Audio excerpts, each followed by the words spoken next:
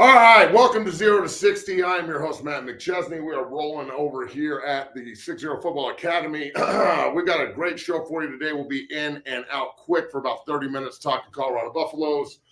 Like always, our show is brought to you by our good friends at BetOnline. Make sure you go to BetOnline, check it out, use the promo code BLEAV, that's BLEAV, and they'll give you a 50% bonus on whatever you deposit. You deposit $100, they'll give you 50% back on that, which is $50 to get you started off and running. That's the best place for your wagering news. It'll give you the best odds. It'll make sure that you're not wagering too much. Remember, only wager you can afford to lose. You probably shouldn't be trying to pay your rent with bet money. So that's just number one. Number two, we are rolling here on 0 to 60. I'm your host, Matt McChesney. That is the great Mustafa Johnson from the University of Colorado. When were you there? 2018 to 21. 18 to 21, a multiple-time All Pac-12 performer. We're your first team twice, right? First team twice. Just won the Grey Cup with the Montreal Alouettes last year. Balled the fuck out with 9 sacks up in Canada, which is like 30 sacks in the NFL. So Mustafa's going to be here, talking about the Colorado Buffaloes and everything that he's gone through, and overcome to get to the point where he's at. But Mustafa, welcome to the show, bro. I'm glad you're here. We're both sweating our asses off. We just got done grinding in the facility there, getting our D-line work done. Got my butt whooped. Got that ass whipped. That's the way we like it. But look, Mustafa's playing in Canada right now. Just worked out for the Broncos a couple of weeks ago. Still nose to the grindstone every day. Just won a title up in Canada. Just talk about your journey and how cool the Canadian Football League's been up to this point, bro. Well, I had a rough go at Colorado just because I had 4 different coaches while I was there, 4 or 5 different coaches while I was there. So I was learning different schemes, learning different plays, learning basically a whole new system every year I was there. So I definitely think I got better, but I think that also hurt me in some times where I kind of lost my stride, whereas in 2018, I kind of had the breakout year and then, started switching coaches and just, one thing led to another. But I kept to it. And then coming out of college, I had a whole situation where it was during COVID, so I declared. Then I got blessed enough with NFL teams to kind of write on my behalf to let me go back to college, went back, kind of had a whole journey, and then I landed in the Montreal Alouettes. I got there in the back half of the season. I only ended up playing about 6 games. And the first game, I ended up with 3 sacks. So it just kind of, I just took out running from there. So then I kind of got the role after that. Then going into, after those 6 games, got to the final and, we didn't win. We can come back next year. We played the whole season. Pretty much the same team with me, same guys on my left and my right. So we kind of had that. We were gelling. And then, it's 18 game seasons, real long. And it's longer than that if you make it all the way. And we did. And I just had a great time up there. I was in Montreal, big city. So I had a lot of fun. It was a new experience, and I got to keep playing football and get paid for it. Now, the transition to Canada and then everything you did at the University of Colorado, you were part of some pretty special teams there. You played for 4 head coaches, though, in 4 years. I mean, just talk about how difficult that was. And we were just talking about Coach Tucker and Coach Mack and all the different guys you played with. And as an outsider watching, and being up there every now and then, one of the consistents was you, 3-4. Like, you're all over the field. You were constantly in the backfield. You were one of the guys they could actually hang their hat on up there. But talk about how hard that is as a player when you're constantly having turnover. I mean, it's really hard. Like I said, I had to change learning each scheme each year. The biggest thing was the personalities. You go in when you're a young guy. I went in there when I was still 18, and I had a coaching staff that, I had the defensive scheme that I wanted to play in. I had the coaches that recruited me, and I knew they liked me. Then going into the next season, it's like, all right, do these coaches want to get rid of me? Do they not want to get rid of me? And I kind of hung my hat on, like, the film don't lie. You can try and I'm not going to let you get rid of me because I'm going to be the best one on the field. I'm going to compete every single day. So I'm not going to let you get rid of me. And that's pretty much how my mindset was going into each season, that it don't matter what you want to do, because I love Colorado. I'm a Colorado native. So it kind of worked out for me to stay there. And like I said, I grinded every day, and I was like, yeah, I'm not going to get rid of me. I'm not going to give you a chance to get rid of me. What do you think about what's going on up there now with Coach Prime? Now you're a vet. You're in the CFL. As a professional, you just won a title. I know you want to get back to the NFL. And look, I'm not just saying this because you're one of our guys over here at 6-0. You're an NFL player, and I know that's what you're striving for every day. What do you think about what's going on up in Boulder and with Coach Prime and all these guys they brought in? It seems like they really fortified through the transfer portal. The attention and the publicity is great for the school, it's great for the university. Getting through the transfer portal, I'm indifferent about it just because it is bringing a bunch of guys together and be like, hey, we got to go win a title. We got to go do that. But as we've seen, teams have done it. And, it takes, they always say 2 to 3 years for a team to really hit their stride. Last year, they started off hot, didn't finish so strong. And I think we're going to see a better season this year. And then going into the Big 12 is going to be really exciting, playing Nebraska all the time. That's my favorite team to play. I always had every time I played them, I had 3 sacks against them. So that's my favorite team to play. You beat them in Lincoln, right? In Lincoln, and when Leveska had the over the shoulder, you and Nate were out there crushing them. And then the next year was the flea flicker game, right? Yeah, when they brushed the field afterwards and it was all red and they all had to watch. That shit was dope. That shit was dope. I was excited to play them every year now.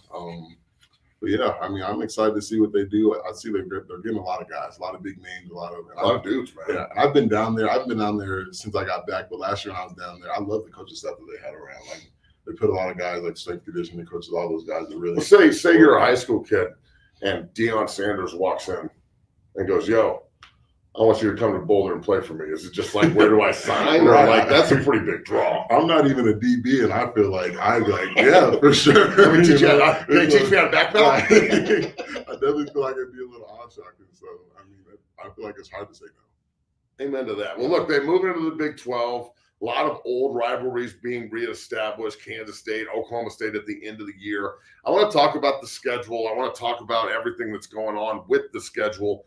So I'm going to bring it up here on my phone, and we'll go through each game, and then we'll get you out of here, Mustafa. We really appreciate you doing the show today and talking to Buffalo Nation out here. Look, they open up with North Dakota State. Now, I don't know who decided to schedule this game. August 31st is North Dakota State. North Dakota State, it scares the shit out of me for the simple fact that they're so good at 1AA. They constantly are putting out pros. I've watched them walk into Manhattan and beat Kansas State when they were an 11-win team. This is the ultimate, I hope you're not asleep at the wheel Colorado game, because they've got Nebraska and Colorado State right afterwards. This is their home opener. I think that I'm a little freaked out about it. North Dakota State right off the bat. How do you feel about that one? I'm going to ride with the Buffalo. I'm going to be confident. I think, like you said, it's one of those ones where it looks bad if you lose it. And it doesn't really look great if you win it. Yeah, you better. I see why you're scared or you're nervous about it, but I just don't. Who decided to schedule North Dakota State to open the season? Like, can we schedule Mercer or somebody? We got to get North Dakota State of all teams. Top contender, right? Exactly. 1AA badasses. But then they go from North Dakota State to at Nebraska and at Colorado State. And we saw what those games were last year. The Nebraska game was hype. They beat the shit out of them at home in Folsom. Now we're beating them 3 years in a row. You're part of 2 of those victories. And then the CSU game was bad blood and double overtime and going to Colorado State. Which game, in your opinion, is bigger? Ooh, that's a tough one. I'm going to go home rivalry just because as we saw last year. Well, no, I'm going to go Colorado State. CSU bigger. Just because as we saw last year, they came to play. They sure came did. to compete and win. Like, they came to play, and that's all there was to it. So, obviously, I love the Nebraska game. The fan rivalry right there is what makes that one such a big game. I know when I was there, I had grown adults mooning me as I'm getting off the bus and saying all this stuff. So I know how the Nebraska fans get down. Yeah. Sean Tuss and I were on the sideline. I remember seeing you at the game in the locker room and shit, and we're walling out. But like during the game, bro, they were vicious. And then afterwards, there's nothing better than beating them there, because I beat them there in 04 and 02. You won there in 18, and like when you leave the field, they go from being really vicious to, hey, good game. That's exactly what happened. If Nebraska fans are telling you good game, you just look that ass. I remember I walked out of the tunnel and there was an oldie just saying like, "F you 34, you're not gonna do nothing." Blah blah blah. After the game, he came and met me in that same spot. Was like, "Hey, you did it. You did it." I'll give them their flowers. They don't have to do that, and they do. But so you think CSU is going to be a bigger game than Nebraska? That's crazy to hear. I know we beat Nebraska 3 times in a row, and Coach Rule and he was here 2 weeks ago meeting with me and talking about the Dungeon family and whatnot right over there in the office. And they're motivated as hell. He was like, "Oh, well, I can't wait till week 2. And he's like, "What, you guys going to beat our ass again?" I know that deep down that's coming from a place of like, we can't wait to get you in Lincoln and fuck you up. That's the same way CSU's got to feel, right? They were closer to beating us than Nebraska was going to Canvas. I say to everybody out there, all the Buffaloes in Colorado, let's go paint canvas black and gold, take it over. That should be a fucking home game. I mean, that's some bad blood right there. You beat the shit out of CSU every time you played them, right? You never lost CSU, right? Never. You guys just massacred them when you played them back in the day. I played during that rivalry when it was at its height. And I feel like this year's game felt like an old school game. And next year's game, I mean, what do you think you can expect? This is the first time CU's gone to Fort Collins since like 1994, I think, or some shit. I could be wrong on that, but it's a long time. I think after last year, they gained some more confidence, got a little chip on their shoulder of being like, hey, and then they have the right guys to do it. Because when I played them, I didn't see guys that were that angry, that wanted to be like, nah, FEC. Like, I haven't seen that. So I was just watching it on film or watching it over on the TV, and I seen a bunch of guys that were like, yeah, this is we want this to be our state, not your state kind of thing. So I think they got a chip on their shoulder, and they're coming to play. Now, would you like to see CSU and schools like that maybe with the Pac-12 going away, with the Pac-2? Washington State was in here this morning recruiting. They're excited about the opportunity to go play some of the Mountain West schools, bringing into the Pac-12. You want to see them elevate to the Pac-12 or the conference go away? I'd rather them elevate. I don't want to see the conference go away. I would rather see teams elevate, but like we know, I wanted to see the teams that have been succeeding and being on the top of their class, not just every team in the Mountain West. Right. Every single one that's you can't just take all of them and just elevate the Mountain West to the Pac-12. But it would be nice to have 3 Power 5 schools in the state: Air Force, CSU, and Colorado. That would be nice rather than just one. All right. So look, then you start Big 12 play, and you start off right off the bat with Baylor. Now Baylor comes to town. Then you go to UCF, and you have a bye. Now Baylor, was an old Big 12 foe back in the day. They were in the South. We were in the North. We didn't play them every year, but they were pretty shitty when I played them. But they've gotten a lot better. That's a very respectable school. We'll see what happens there. That's the home opener.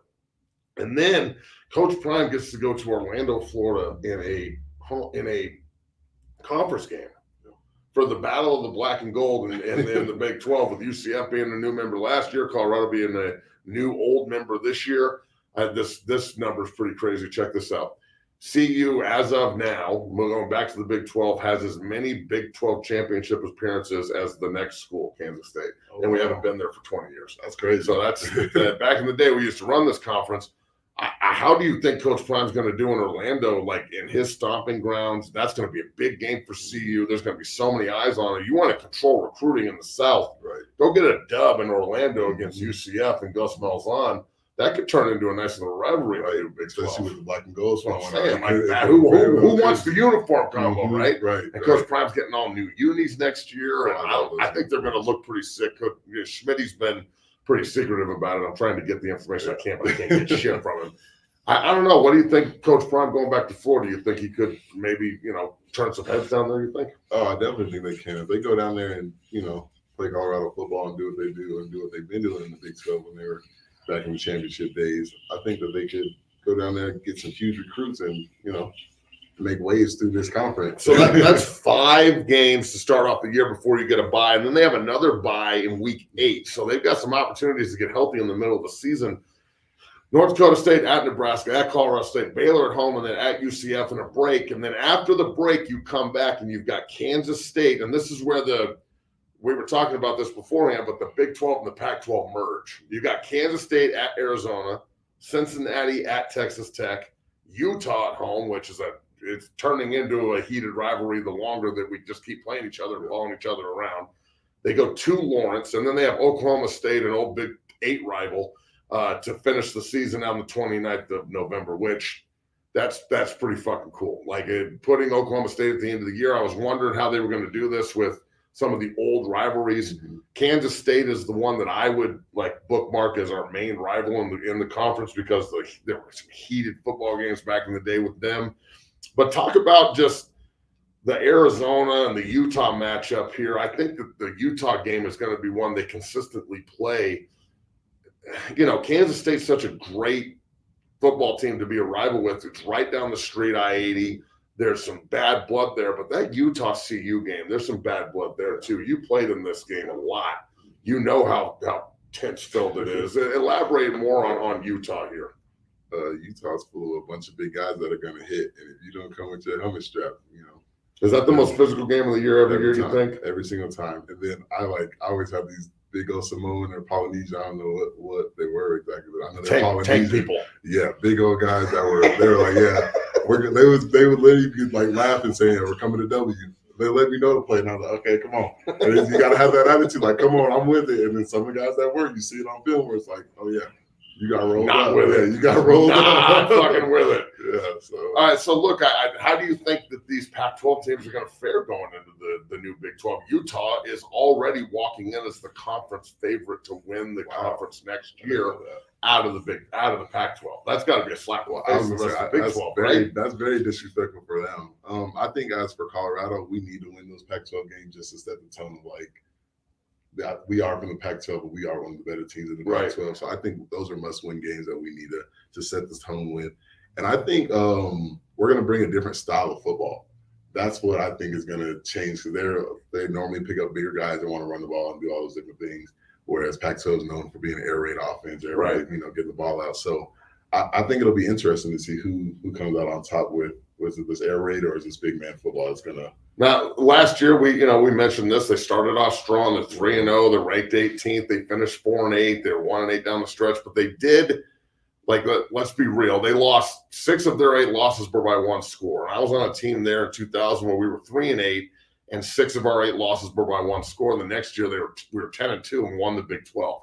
They have so many guys coming back next year. How do you think CU is going to fare next year in the new Big 12? Especially I'm looking at that schedule and I go, shit, man. There's a lot of opportunities for dubs here, but then everybody's going to be circling us because look, let's be real. The country is not behind Colorado. There's a lot of people that want to see CU and Coach Prime fall on their face. Yeah. And I think we should rally around that and just embrace it and be like, oh, you want to fucking make us the Raiders of college football, essentially? We're with that shit. This is what we want to roll with. How do you think they're going to fare next year before we get you out of here? I think they're going to do really good. Like you said, they were losing a lot of games at one point. So I think once we get that defense down to, not letting teams score as high and let's keep scoring, and that's who we are. We're gonna click. We got to stop the run game. Keep you out the end zone. That's all it really came down to, because we can score. They got a bunch of guys, a bunch of playmakers that were getting in the end zone. That guy. That's what I'm saying. We can get in the end zone. Now we just got to click on defense where it's like, all right, no, we're not going to give up the most rushing yards in the league. We're not going to, we just got to hang our hat on that, where it's like, no, people aren't going to run on this. People aren't going to throw on it and get turnovers. I think we're going to make some waves in this new league. Our old league. Old league. Yeah. Montreal Alouette defensive lineman and CU great Mustafa Johnson joining us here on 0 to 60. Last question here. We've been working together in here for a long time now. Just give everybody out there a little indication what we do at 6-0, how much it's helped you, and then how much it can help the younger guys. You see the next generation in here working, and there's also a lot out there that are watching. So there's a lot of people that follow and don't come in here. They think Matt's scary. Yeah. Just give everybody a little indication of what 6-0 really is. I mean, if you think Matt's scary, then you probably shouldn't be here, because you aren't going to be ready to work. All that is, all the yelling, all the talking smack and all that stuff, it's all love and fun and games. Yeah, he gets angry, but it's, it's a family. And I thought, like, coming out of college and stuff like that, I thought I knew a lot already. And I'm coming here still perfecting my craft, learning new stuff each and every time, I learned I had 3 new moves to my arsenal, and I actually implicated one last year into the film. So that was exciting to see it work. But I mean, you can always learn something new. You're going to get better. He's going to teach you how to grow as a football player on and off the field. So you're going to learn the game of football as well. So, yeah. Mustafa Johnson, love you, brother.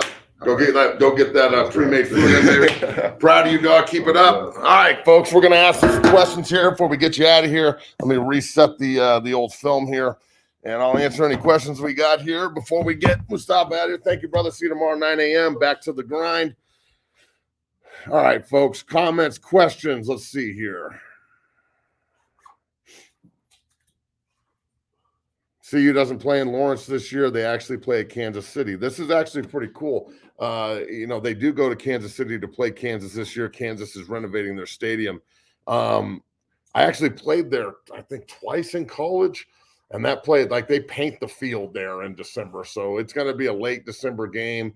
I'm sure the turf will be all chewed up, but it's a good opportunity to be on national TV and go play a big-time game in an NFL stadium. That's pretty cool.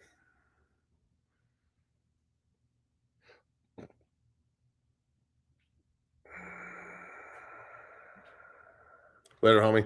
See ya.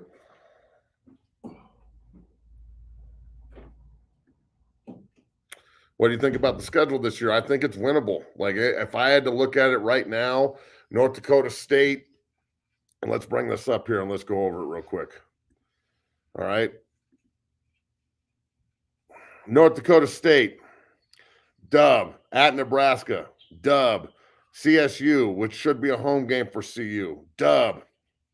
Baylor at home. They're coming off a rough year, dub. UCF on the road. That's going to be a great game. Gus Malzahn is a hell of a coach. They figured it out. They won at Oklahoma. I think they won at Oklahoma last year or something. Like they had a rough year, but they also finished strong. We're 6-6. They've lost some players, but they also gained some.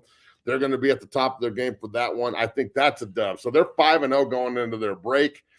Look, Kansas State coming into Folsom. That's going to be a massive game. I think both teams are going to be nationally ranked. I never think we're going to lose to Kansas State. That's a win, 6-0. I think at Arizona, that's going to be a really tough game, but they just lost Jed Fitch to Washington. I think it's a very winnable game, although they're keeping a lot of their players. We lost to them 34-31 last year on a game that I definitely thought we should have won, and we kind of squandered. That's a dub, 7-0. Cincinnati at home, dub, 8-0. Now, this is the one, this is the stretch that scares the shit out of me.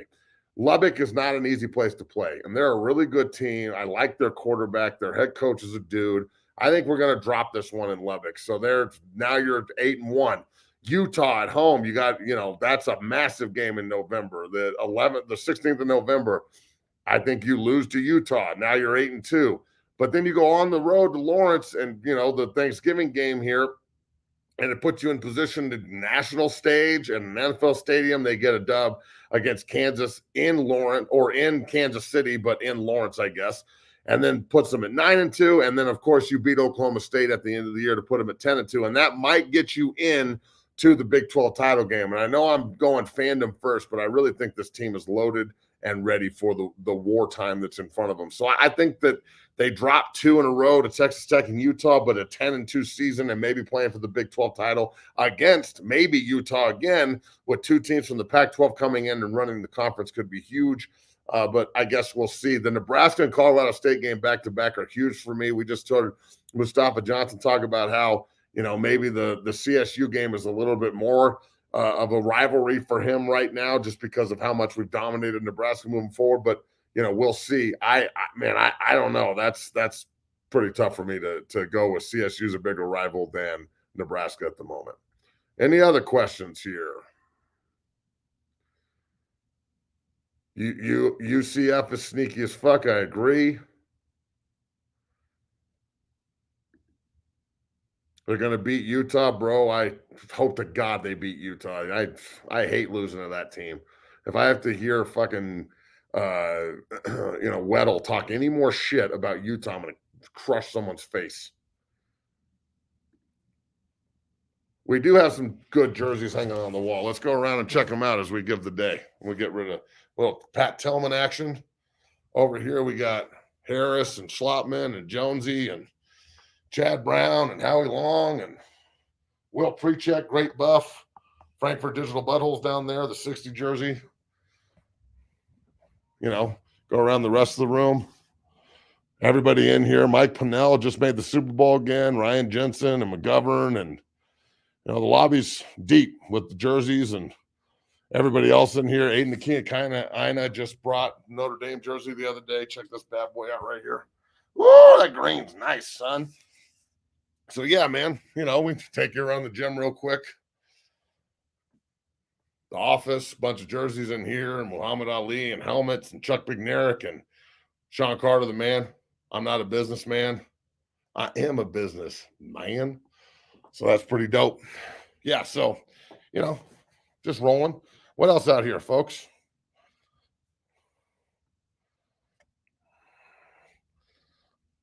Nine and 3. I could go for that. 9-3, 10-2. I dig it.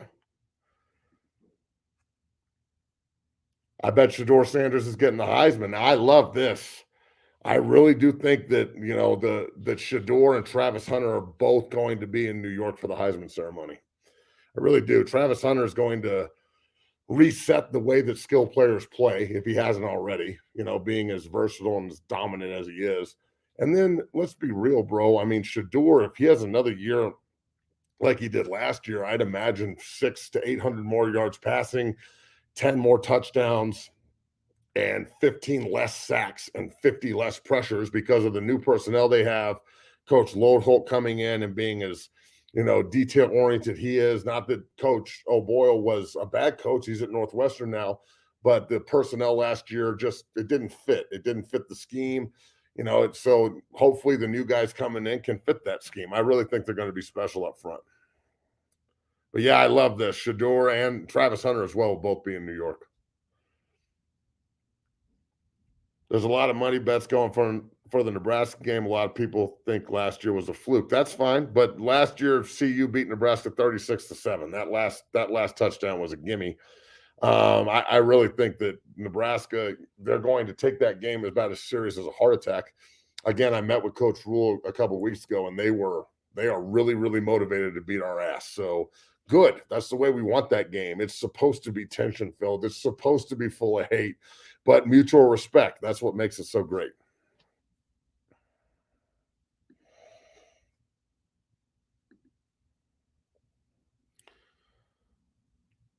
Do you think there will be as much unnecessary drama on the sidelines and locker room this year? I hope not. But, I hope that they focus more on football and less on the fact that he's there coaching now. Everybody knows he's there. I know it's really cool, but my problem with the whole thing was when we started losing and we were struggling, where was everybody's support then? And on top of the fact that they don't even know who's on the sideline. They're telling me I'm on the sideline up there and hurting the team when I'm not even at the game. So there's some definite miscommunication there. But look, it doesn't really matter who's on the sideline. It matters who's in the game. And, I think that there were a lot of attention seekers last year that latched on to Coach Prime and what he was trying to do. And when it didn't work out, they disappeared. When I was there for the Arizona game, I didn't see anybody up there. So I would think that, you live and you learn.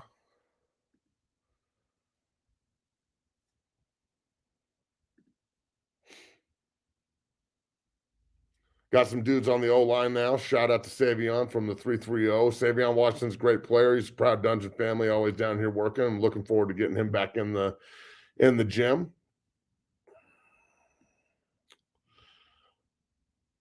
It's going to be a closer game between OSU and Utah. I think those two teams are going to be fighting each other for the Big 12 title as well. A lot of people saying that CU is going to win the Big 12 is going to piss off a lot of people in the Big 12 as well. So, look, we'll put it like this.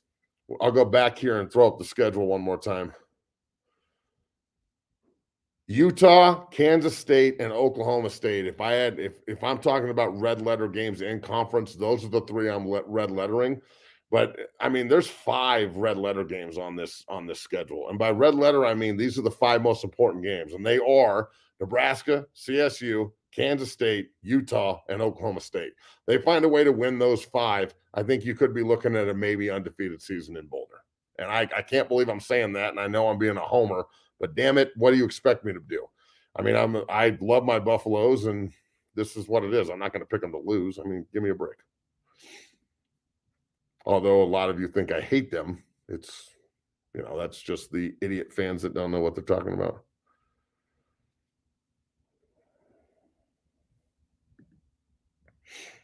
I seen you at the Stanford game in a fake nose mustache and a nose disguise. Oh, shit, dog. That would be so dope. I shave my beard and put on a fake mustache and a nose disguise and go out there. And I'm like, no, I'm Mark McChesney. That's so stupid to me, dog. I can't believe that I actually got my name thrown under the bus for it. And I wasn't even there.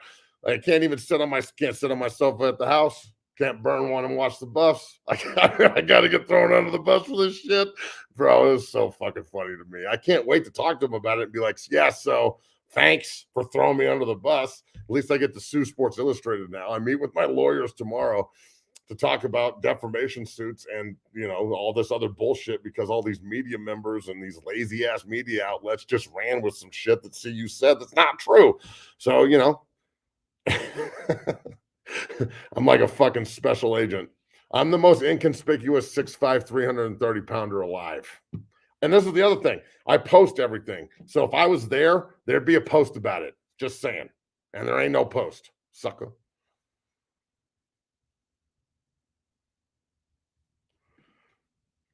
Still waiting on the Photoshop of Matt sitting on his sofa in the stands.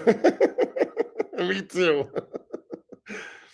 Is Travis Hunter the best player in America now? I think Travis Hunter could be the best football player in America. Yeah, that guy is special.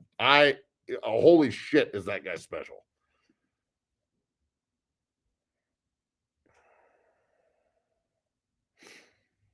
It's going down with you and Schmitty on press row at the Super Bowl. Yeah, if we can ever get to the damn Super Bowl. JB's been talking about us going to the Super Bowl forever, and I'm still haven't gotten any information about it. So, I mean, this all just might be talk too. I'd love to whip Schmitty's ass, but it may not happen. He might have to come to Denver to get his ass torn up. Ugh, pause. What? Gross. You give any speeches to the Buffs this year? No speeches to the individual players and stuff that I talked to, but no speeches. I didn't get to lock the gate on them this year. Yeah, I talked to him at the Stanford game.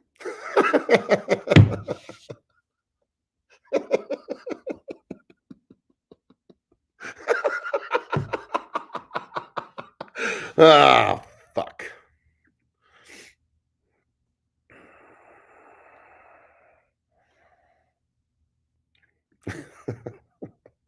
laugh motherfucking out loud at the pause. Yeah, I paused myself. Sorry, shit.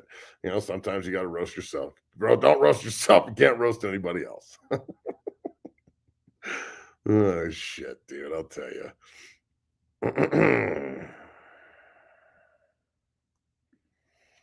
Just curious, have you ever been to the Pro Football Hall of Fame? I'm from Northeast Ohio. Thanks for watching and subscribing. And anybody out there, pound that like button and subscribe up.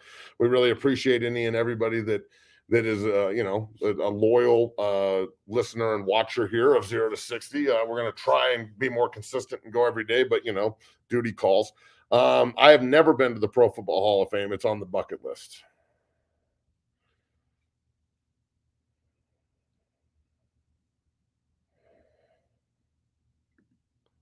What do I think about the Prime shoes this year? I think if we play good, they're going to look really good. If they play bad, they're going to look really good, and it'll be all about how they look. I'm really interested to see the new uniforms, too. They've got the best color combination in football, and the gray, the silver, the black, the gold, all the combos. I in 04, when I was there, when I was a senior, we wore gold tops because that's all we had. Black uniforms, black pants, or white pants and black socks, and the alumni base lost their fucking mind. And then I walk out last year against Nebraska, and the team's in black, white, and black. And I was like, shit, Prime and I think the same. So I love the fact that they're finally using all of their color scheme when we talk about uniforms. The shoes are filthy, though. They are so good looking as long as we win. So I don't see a world where we don't. I think the team is much more mature and the schedule's easier. But at the same time, they've got to go do it now. But they're going to look damn good. That's for damn sure. What do I think about the Marines training the players? I dig it. Anything to change up the offseason and get these guys doing different stuff, and anything that's going to push the narrative of leadership and get guys, not necessarily waiting on the coaches to do it, but taking the advantage of the fact that the Marines are out there teaching them how to do it. I'm with it. So I thought it was pretty cool, actually. Yeah, I'm actually waiting to go back on Whitlock's show and destroy him. I went on the show because nobody from Colorado ever does, and no one ever defends Coach Prime. I think that Whitlock is a huge clown, and I don't have a problem with talking to him. Dan Rather went and interviewed Bin Laden in a fucking cave. He doesn't like the guy, but when I go back on, I'm sure we'll have more disagreements, and we'll see. But yeah, he's dude's a fucking clown. There's no doubt about that.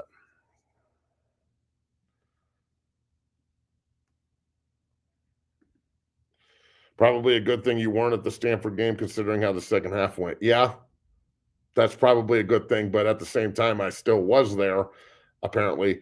And because of it, there was a minor infraction through the NCAA.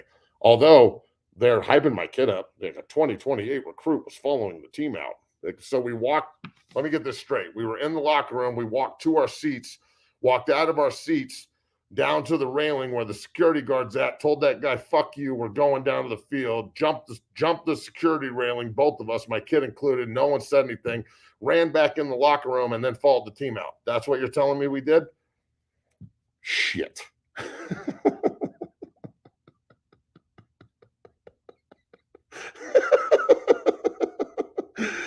Shit, dog. Dan Rather would have been the GOAT if he would have capped Bin Laden. I agree. We need to do the fucking show like this every day. You guys are the best, man. Come on, Dan. You should have taken the fucking opportunity, homie. Oh, boy. I'm telling you, that's some funny shit. All right, folks. I'm done with y'all today. Thank you for watching 0 to 60. Make sure you go on and like and subscribe. Follow everything on social media. At 60 Academy on TikTok. We hit 227,000 followers on TikTok the other day, which is pretty fucking nuts. Last question. What do you think about Bill Goldberg's son coming to Boulder? Look, if he tackles like his daddy did, I'm with it. I mean, Bill played his ass off at Georgia. He was a great player and was my favorite wrestler when I was a kid. I'm not a huge wrestling fan anymore because it is what it is. But when I was a kid, I used to love the spear. And if little Goldberg wants to come in and start spearing motherfuckers the way Big Goldberg did, I'm with it. He's going to spear everyone. Can't wait to watch it. All right, folks, you guys have a great day. We'll be back tomorrow on 0 to 60 at 10 a.m. Big thanks to Mustafa Johnson for coming on the show. And as always, go Buffs.